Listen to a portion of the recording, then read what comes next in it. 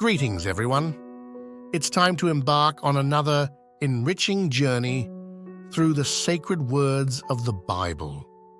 Join us as we delve into the depths of its wisdom that await within its pages. Job 39. Do you know when the mountain goats give birth? Do you watch when the doe bears her fawn? Do you count the months till they bear? Do you know the time they give birth?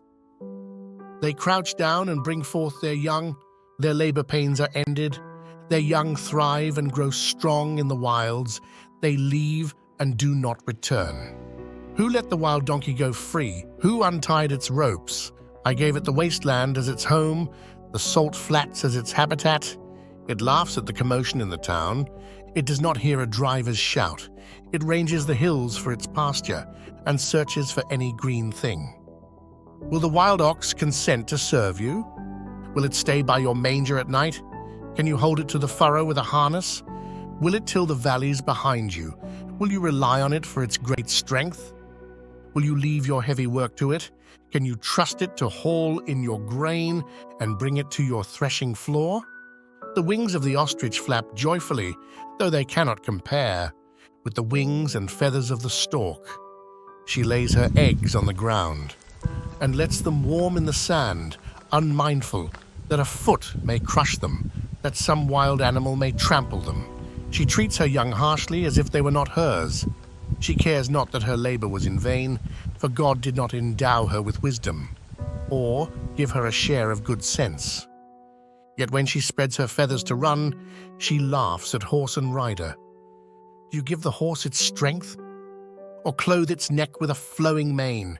Do you make it leap like a locust, striking terror with its proud snorting?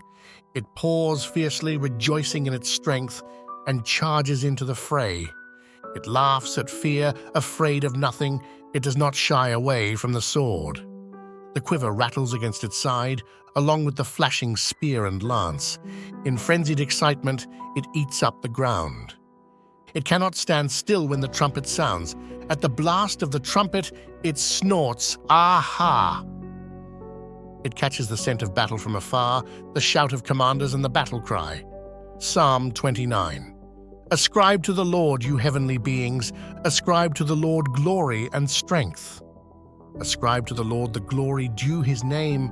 Worship the Lord in the splendor of his holiness. The voice of the Lord is over the waters. The God of glory thunders. The Lord thunders over the mighty waters. The voice of the Lord is powerful. The voice of the Lord is majestic. The voice of the Lord breaks the cedars.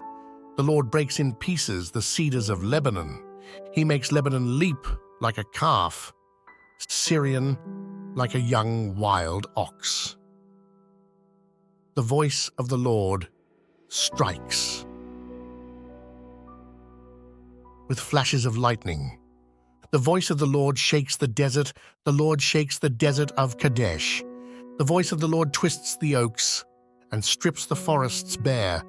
And in his temple all cry, "Glory!" The Lord sits enthroned over the flood. The Lord is enthroned as king forever. The Lord gives strength to his people. The Lord blesses his people with peace. Proverbs 10:2.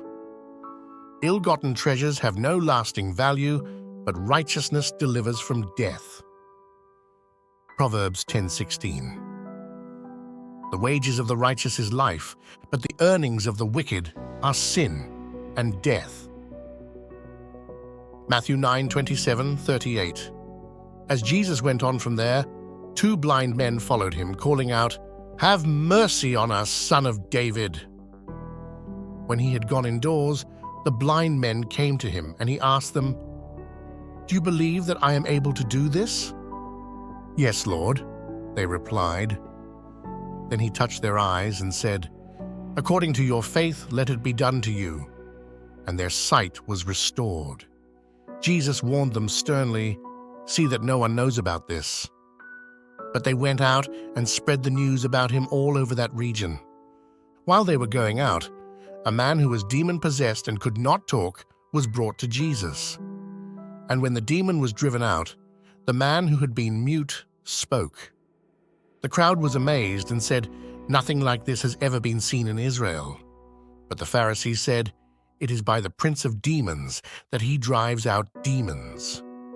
Jesus went through all the towns and villages, teaching in their synagogues, proclaiming the good news of the kingdom, and healing every disease and sickness.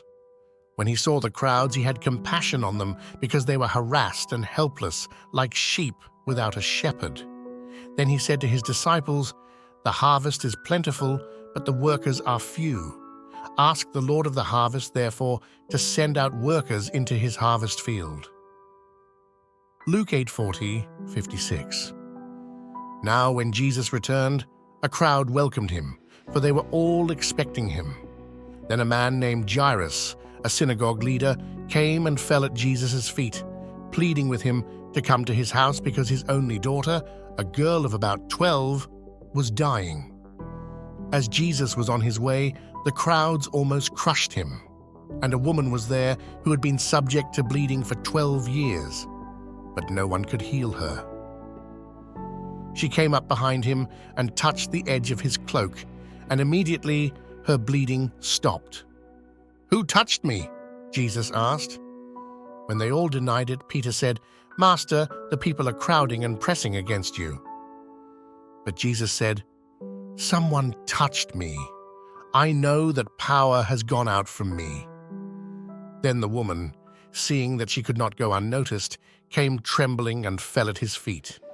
In the presence of all the people, she told why she had touched him and how she had been instantly healed. Then he said to her, "Daughter, your faith has healed you. Go in peace." While Jesus was still speaking, someone came from the house of Jairus, the synagogue leader. "Your daughter is dead," he said. "Don't bother the teacher anymore." When he arrived at the house of Jairus, he did not let anyone go in with him except Peter, John, and James, and the child's father and mother. Meanwhile, all the people were wailing and mourning for her. "Stop wailing," Jesus said. "She is not dead, but asleep." They laughed at him, knowing that she was dead. But he took her by the hand and said, "My child, get up." Her spirit returned, and at once she stood up. Then Jesus told them to give her something to eat. Her parents were astonished, but he ordered them not to tell anyone what had happened. As we conclude our time together, we want to express our gratitude for joining us on this spiritual exploration. If you found value in today's session, we invite you to like and subscribe to our channel to stay connected with future readings. Thank you for being a part of our community.